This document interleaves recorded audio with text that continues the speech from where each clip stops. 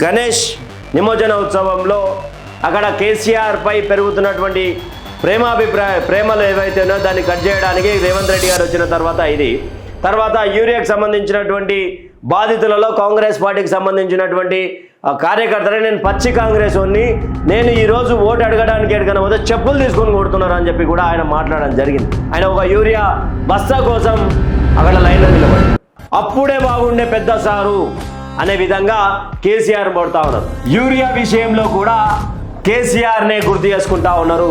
ఎవరు గుర్తు చేసుకుంటా ఉన్నారు?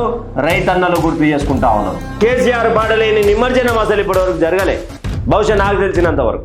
ఎందుకు కాంగ్రెస్ పార్టీ ఇంత భయంలోకి పోయిందో అర్థమయ్యట్లేదు. తెలంగాణ ప్రజలు ఏం కోరుకుంటా ఉన్నారంటే స్థానిక సంస్థల ఎన్నికలు కోరుకుంటున్నారు. గణేష్ నిమజ్జనానికి సంబంధించినటువంటి ఇష్యూ ఏదైతే ఉన్నదో దాన్ని కూడా యువత మొత్తం కాంగ్రెస్ పార్టీ కంటే కేసీఆర్ పార్టీ బెటరు, కేసీఆర్ పాలనే బెటర్ అని చెప్పి మాట్లాడుతూ ఉన్నారు. పట్టుమని 10 సీట్లలో కాంగ్రెస్ పార్టీ 1-2 గెలిచే అవకాశాలు కూడా గట్టిగా కనిపిస్తుంది. కేసీఆర్ మరి ఇంట్లోనే కూర్చొని నవ్వుకుంటుంటాడు. నాకు తెలిసి పెద్ద మంచి అబ్బా ఏమి రేవంతు, నువ్వు వస్తుంటే ఉడక నా పాటనే పెట్టి రేవంతు, ఇంకెట్లా రేవంతు అంటే కేసీఆర్ మాటలు ఉంటాయి.